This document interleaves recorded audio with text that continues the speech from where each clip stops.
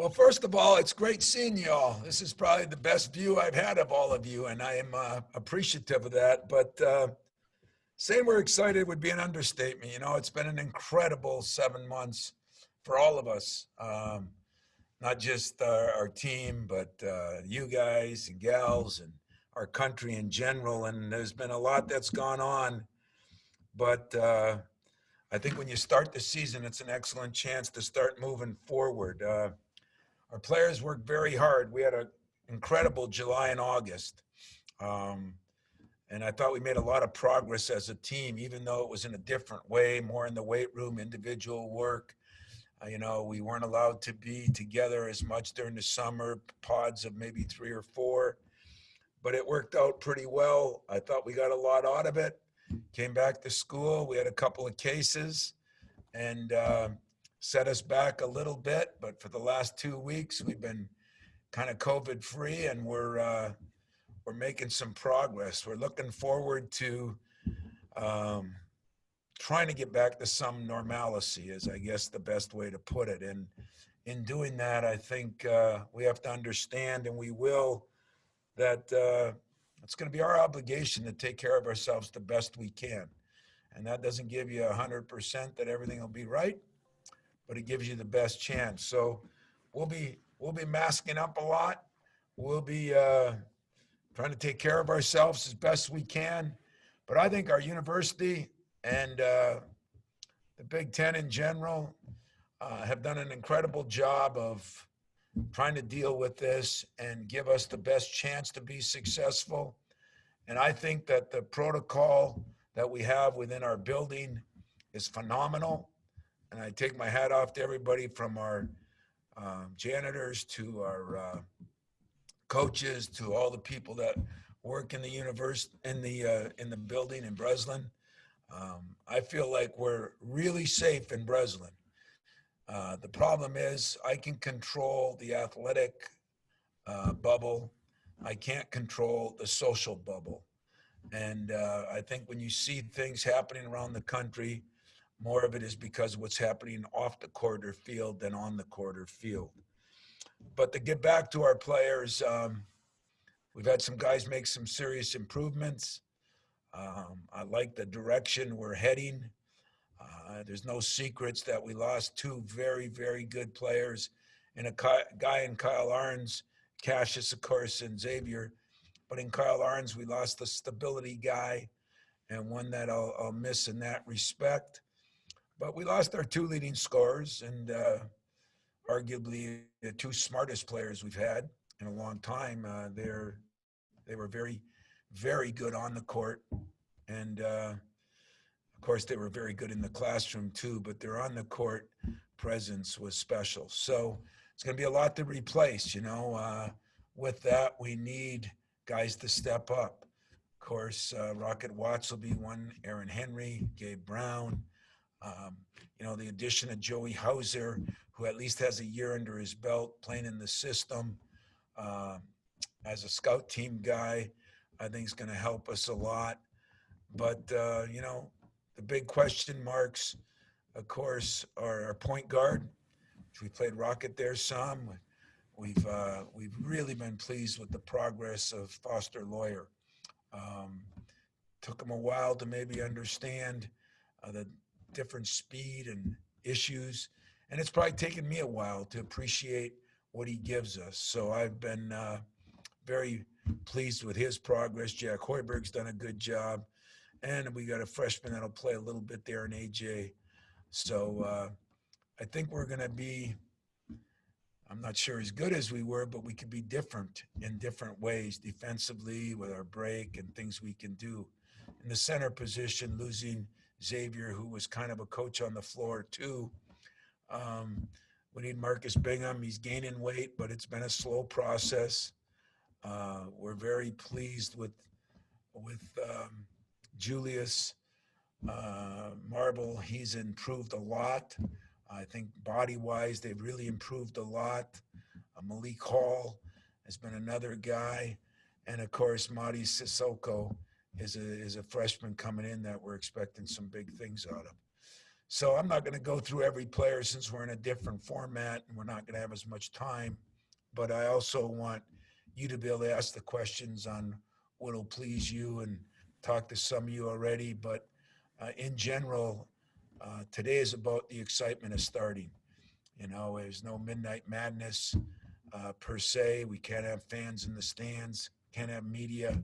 Hell, we can barely have coaches, but we're getting it done. And I know the players are excited to start it today, but no more excited than I am to start my 26th season here at Michigan State.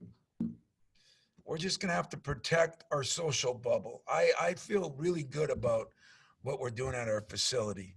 Um, Nothing's perfect. You know, they talk about touching a ball or this or that. They're all issues. They're all problems. They're all part of the unknown. But I think, you know, with players, the difficult part is, you know, when they go back to their apartments, if somebody comes by and, you know, we're trying to tell them, don't let them in. If you let them in, make sure you both got masks on, all those kind of things. And it gets taxing on a player. You know, think about being 20 and doing that. It's a little different than as you get later on in life, but it's some of the sacrifices you have to make. And we've been able to use the NBA and the NHL. You know, those guys that have been in bubbles, I think LeBron said he was in 95 days.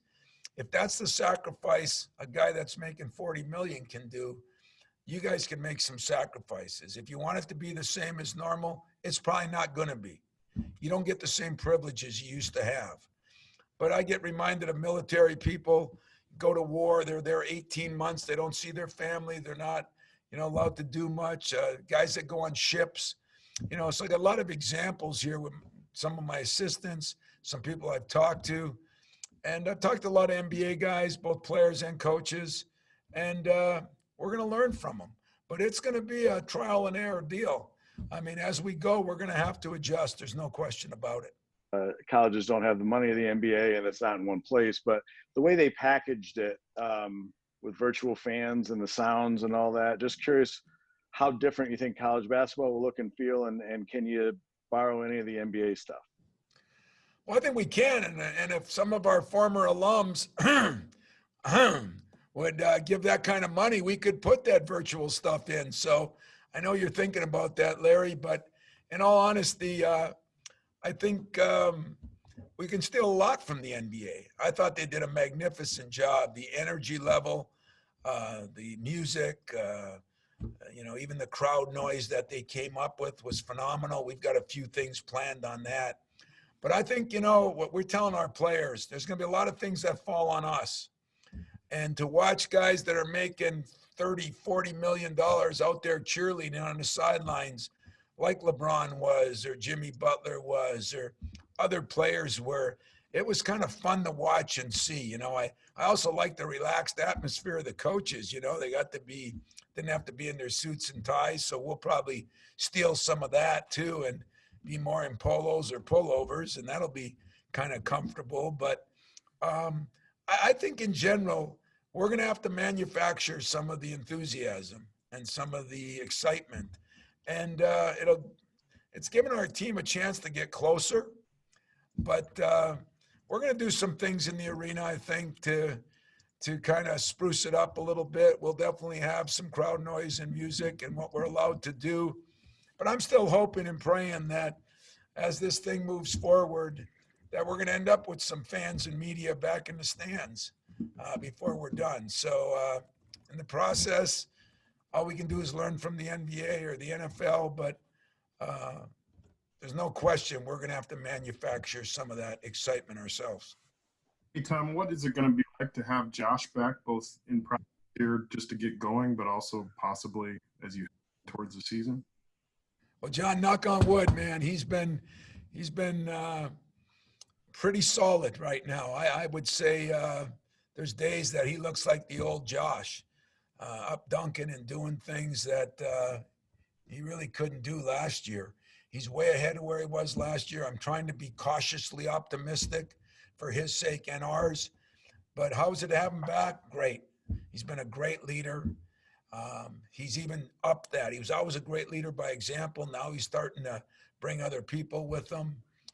He's done his shooting. I mean, that's one thing he did. He shot in a chair for 4 months, you know. I mean, the guy never quit shooting, never quit working out. He watches a lot of film. Um, I think the hardest thing is making sure Josh doesn't try to get everything back in a week or in a month or in two months. And so we're really trying to work with our trainer and Josh and myself on how to balance everything. But there hasn't been a lot of restrictions in the last 3 weeks, and that bodes well for him and for us. I think he's I don't want to say over the hump, but we'll start telling now when we're practicing 2 and 3 days in a row, because we've tried to limit that, and we'll still limit that a little bit for him. But we've made a decision, Josh and I together, that hey, what's meant to be is meant to be, and we're going to be smart, but we're also not going to baby anything because he wants to have a year. That's why he came back. We're going to go for it. You about Hauser, who I gotta imagine is foaming at the mouth way because he's been sitting out for so long. How eager are you to get him on the floor finally? Well, I'm not as eager as he is. I mean, I'm eager, but he's really excited. I mean, last night he called me and said, hey, can we meet? We had a little meeting last night at my office.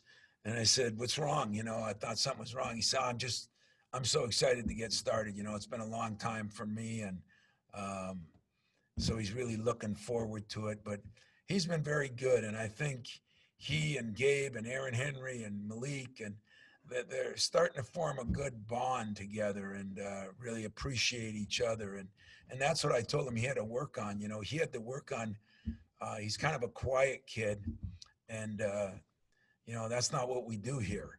And so he's really improved on that throughout the summer. And I think this fall, he's just done a better job. As he said last night, he's starting to worry more about the relationships he has with his players and teammates, in other words, and also with his coaching staff. So that part's been exciting for me. As far as a player, boy, he can pass, shoot, dribble, defend. He can do a lot of things, and probably what you would be most surprised about, he might be one of the best passers that I've had. Definitely as a big man, best passer since who knows who, but maybe that magical guy that was here a long time ago, because for his size at 6'8" or 9", he sees the court extremely well and makes solid, great passes. We all know he can shoot the ball. So Joey's been every bit the billing I thought he was, every bit what I recruited out of high school and more. And I just hope that he enjoys it as much as I think he's going to. I have a question about Foster. You mentioned that it's taken you a while to appreciate what that he gives you guys. What does he give you, and why has it taken you some time to appreciate it? You have to add that end one, Don. That last question's hard. But, what I've done is he came here, as a smaller guard. I thought figuring out the quickness and the skill level and what he could do in high school, you don't necessarily get to do in college right away, and probably struggled the most, maybe getting the ball up and against quicker guys and defending, which is pretty normal. And, last year he hung in there and battled them. And remember, now he's playing behind one of the great point guards that ever played here. And we talked at the end of the year in the spring, after the pandemic started, and we just talked about, what his role could be here, and even talked about options if he wanted to leave, just because I love the kid. He's an unbelievable kid, unbelievable student, and probably fortunate for me, another guy with a very high basketball IQ. That's probably what he's gotten a chance to show this summer. First of all, he's in, I think, the best shape of his life. Second of all, he just looks stronger and more comfortable out there. And so now it's up to me to give him the chance to play, because he really hasn't had a lot of chance to play. And that falls on the head coach, and I'll take all that I don't know if it's blame, but I'll take all that pressure, because I think he's earned his way through, and I'm very comfortable. I think you'll see him and Rocket playing together some. But what he can do, we always think of what a kid can't do. What he can do is he can shoot it with anybody on our team. And if he's getting shots off, he's learned how to play against quicker guys. I think going against Rocket every day, or some of the bigger guards we have, and in Gabe and Aaron and things like that has helped him. He's in a comfort level. I think it's evident that the players respect him. They voted him captain. Those are all big positives, Audrey, and I'm really thinking that it's going to benefit him this season and benefit me and us too. So ball's in my court now. He's done his job. I got to do mine. Thank you. Thank you. A lot of things are being pushed through the NCAA right now, next day or two. I guess, with the transfer situation, I guess kind of how do you view that, and also with the blanket waiver for this winter? I think most of you guys know that. I don't want it construed in the wrong way, meaning that I don't think kids should have the freedom to do this or freedom to do that. I do. I just think there's going to be a lot of bad decisions. I don't think it's punishment to transfer, sit out a year, get another year of education, either finish your degree or work on your master's. If everybody's so high and mighty about the academic part of things, not many guys are transferring that are pros. In fact, I think there's been one guy drafted in 7 years or something. So the transfer rule just gives you freedom to, when the going gets tough, get out of Dodge. And I don't think every place is for everybody. I think there's some circumstances, if the coach leaves, there might be some different freedoms. But I think once we open it up, like they might, I think it's going to be a wild, wild west free for all. And that saddens me for the player. We'll do just fine. I mean, it'll be a little harder on the coaches, a little harder on roster management, but we'll make out. It's the players that make decisions that maybe don't turn out as good as they thought they would, that I think it gets hard on. So all this stuff about coaches get to leave, I mean, everybody pays their dues. And so that's what I think of the transfer rule. If it happens, it happens. But get it clear. I think it hurts the player more than it helps the player. Second part? The waiver for this year that kids will be allowed to they use it as a non-counter year. I think that was a tough decision. It's going to make it hard for us in the future because we're going to have kids on scholarship, and then we're going to go back to the 13. We might be at 15 next year. We're going to go back to the 13. Somebody's getting cut. But I think it was the fairest way for the NCAA, in all honesty, because I didn't want kids opting out because they didn't know if they'd play half the season, 3/4 of the season.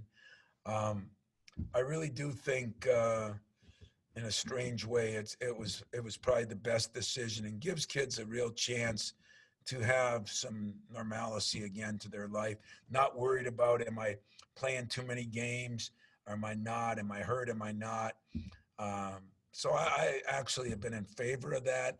I'm afraid to say, though, down the road, I think it could hurt some people. It's going to hurt some players. It's going to hurt some teams. But at least they did what was best under these tough circumstances. How difficult is that when you're trying to, plan this early part of the practice schedule and not really knowing who you're playing? Judd Heathcote used to say that the first day of practice was a coach's greatest day of the year. Everybody looked forward to it. You just tried to ruin my first day in a 2-minute segment here, but what I'm here for. Come on. Yeah, you're right about all those things. The unknown is a little more difficult. KP is the guy that's been scheduling for not only the whole Big Ten, but the whole country and Michigan State. He's been involved in a lot of things. And there are some unknowns, testing protocol and all that aren't defined yet. It's just the way it is. And what I'm telling my guys is we're going to play games, and we're going to play a bunch of good games. And by the way, in our league, which could be more ranked teams than ever in a lot of polls, we're going to play a great conference schedule also. But we don't know where we're playing. About the only thing we know for sure, 99%, is we're playing Duke in the Tournament of Champions, and other than that, there's a lot of gray area and makes it hard on everybody. But for a player, we're just trying to tell them, you get as good as you can get, because no matter who we play, we've got to have our offense in, we got to have our defense in, we got to have our out of bounds plays. It really doesn't matter. It's not as much to look forward to. And now we got 6 weeks, which is a long time with no exhibition games. You got nothing to look forward to. So I think coaches are going to really have to balance what we do. Players are going to have to balance. But the nice thing that I've learned through this pandemic is when we're allowed to get the players back in the gym, that's their safe haven. That's their place. And it's really made it, I think, better on them. They come in at night and shoot. We do different things. You know, we've got to follow diligently all the protocol. Our trainer, Nick Ritchie, has done an unbelievable job of that. Like I said, our janitors and that, it's amazing when people work together, what they've done. And I take my hats off to all of them, you know, but I think for the most part, we're going to practice for a couple more weeks before we know what's really going on. And when it is, we'll definitely get it to you. Well, it's a good question. Number one, he has grown. I mean, physically grown. He looks taller to me. I don't know. I haven't measured him, but I do think he's a little bigger. And the second thing is, you know, he's worked hard on his shooting. He's worked hard on his ball handling. What he's got to continue to do now that we can be together is work on watching film, making decisions. He's a pretty good passer. I mean, nobody's going to be Cassius, but he's a very, very good defender. And he's a shot maker, you know, where he's not afraid of the moment. He's not afraid to take big shots. And trying to understand now at the point when you have the ball in your hands a little more, and he'll play both. I mean, he'll play some two also. But when he is at the point, you know, part of his job is to get other people the ball. So, you know, shot selection will be a little more of a key, but I've enjoyed, you know, what he's done so far. And, you know, the little we've seen him, we haven't gotten up and down as much as we'd like to, but that'll be in the weeks to come.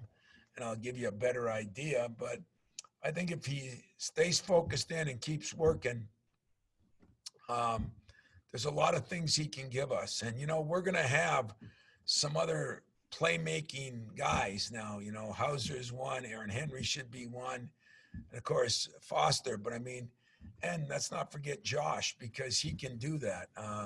He can make some plays and make other people better. So we might not have quite the same point guard in some ways, but by committee, I think we're going to have people that move the ball pretty good, pass the ball pretty good, and can penetrate the ball real well. And then on the defensive end, I think there's times we could be unbelievable defensively. You know, when I look at Josh, if he can get back to being one of the best two-way players in the league, Aaron Henry could be one of the best defenders right now in the league. Rocket, you know, Gabe Brown has really improved. And then Foster will, you know, keep growing in that area. And I think it'll be good. I'm concerned about it, not worried about it. Thank you.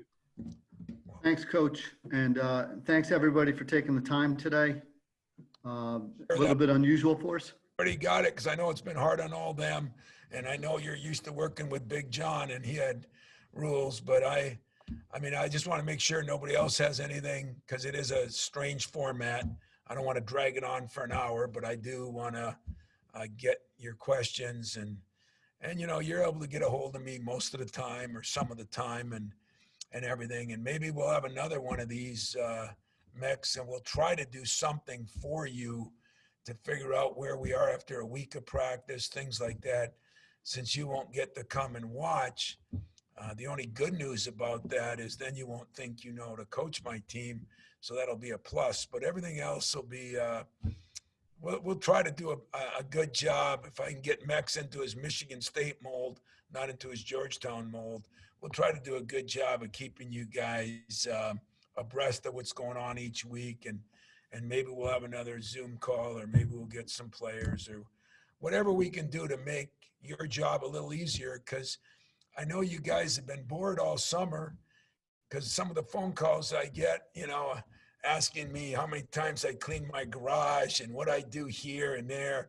But in all honesty, I can appreciate how hard it's been for you all too, to try to cover sports when for a long time there was none, and not have the access you normally have. So here at Michigan State, we'll try to give you as much as my leprechaun partner here lets us, and see if we can, you know, help you guys out a little bit. And we appreciate the same interest in the program. So if there's another one or two mechs, I'll take it. Otherwise, I'll shut it down, knowing that we'll come back in a week or so and let you know the first week of practice went, second week of practice, stuff like that. Does that sound cool? I know we had a couple questions in the thread. We could go to Chris Solari and Larry Lage. This is kind of off what Steven asked. If you had to start a lineup tomorrow, kind of what it would be and just how much flexibility you may have this year to have multiple different lineups for matchups.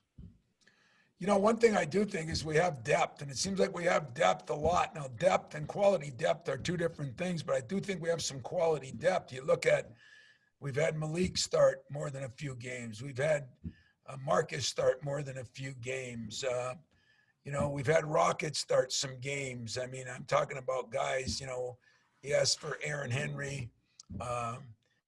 He's done that a lot, but we've also had Josh Langford that did. So we're going to be able to play different lineups, and depending on Josh's health, depending on how fast guys come around, you know, if I went with a starting lineup right now, I mean, I think Joey is a guy at the 4, and I think, you know, Aaron should be the guy at the 3 or 2, and then it somewhat depends on Josh's health, because Gabe Brown has had a hell of a summer and fall. I mean, maybe if you look at Gabe and you see him, his body looks great. He's done a very good job working out. I mean, he's been one of our more diligent workout guys. And then the big question comes, is Rocket going to play the point? Could he play the 2? We could go small. We could play Gabe at the 4, Joey at the 5. We could do a lot of different things, but I think what Malik called Gabe Brown, those guys are going to be, you know, Gabe could start. He could be the best 6-man we've had since Morris, you know. I mean, so we have some options, and I'm only being vague, not to try to duck questions, but I haven't worked with our guys 5-on-5 scrimmaging nearly as much as I would have liked to, but we got time too. It's not like we don't have time.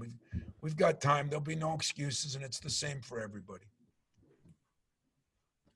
We'll go to Larry Lage, and then I know people have football to go to as well, but if we have time, we'll get to Audrey Dahlgren right after. Thank you. Hey, just wanted to get your early thoughts on travel, what that'll be like, and what precautions you think you'll have to take, and how wild has scheduling been? Well, number one, it looks like you're still in bed. Are you in bed or chair you're sitting in? All right, all right. I figure you guys are taking it easy now that you don't have to really work. But travel is going to be interesting, you know. I don't know how that first week, you know, we could be playing a lot of games in Orlando, and you know, trying not to travel any more than we have to early. During the season, could we take a few more bus trips? Possibly, which I don't mind. I don't think the players do. So I don't, you know, we're going to have to go through protocol. I mean, we're going to get tested every day. We're going to be doing things that is not as comfortable as normal, but it's not that, once we get used to it, it will not be that big a hassle, I don't believe. As far as our scheduling, that has been frustrating, you know, because we just don't know all the rules of the game yet, and it's nobody's fault. It's an ever-changing virus. And so we've had a lot of things to try to look at, you know, and if we bring in a non-conference team, are they testing the same way? Are they doing what we got to do? Are they following their, you know, protocol that the Big Ten would accept? Different things like that. So it's going to be you know, it's still going to be another week or so. I mean, we're starting to put together a schedule. We've got some maybe here and maybe there, but we aren't very definitive yet. And yet, I don't think that's as big a deal. I think it'll work itself out. And we'll go to Thank you. Audrey. Okay, one last question of us. It's kind of sort of sentimental in a sense, as this is your 26th season. You mentioned Judd a little bit earlier. How do you think of him as, you know, first day of practice every year? How do you remember him, or what comes across your mind on this day in regards to him? You know, it's a great question, because I just got out of the staff meeting, you know, and I got there early this morning, and I said to everybody, I said to DJ, I said, you know, you didn't remember this as a player, but this was Judd's favorite day. You know, it was his favorite day, and he loved the start of practice. And I got to admit, it's been a little more confusing for me with all the Zoom calls and the NCAA and the Big Ten stuff and the protocols for the health and safety. It seems like I've been all over the map, but at least we got to this day now, and I'm going to home in today. And I'm going to, you know, I am going to thank a Judd because Doug Weaver, our old athletic director, used to always stop by. I think it was his birthday the same day as we started practice. It was always October 15th. Today's the 14th, but we started practice on that day. And I think it was one of the few days Judd didn't yell at me. So I always cherish that day myself. He was happy that he got to coach his team. He got everybody back. Now, it was so different then, you know, we didn't have the summer workouts like we have now. We didn't have the fall workouts like we have now. There were more strength and conditioning stuff. So it doesn't bring the same light, but I remember those days and I appreciate them. And I loved him and I appreciate him so much. And that is sentimental because, you know, a lot of what I do is because of him. And loving the first day of practice is because of him, reminds me of him and makes me appreciate him. Good question. Thank you. Thank you. All right, gang. I'm gonna mask up and get out. So have a good day, guys.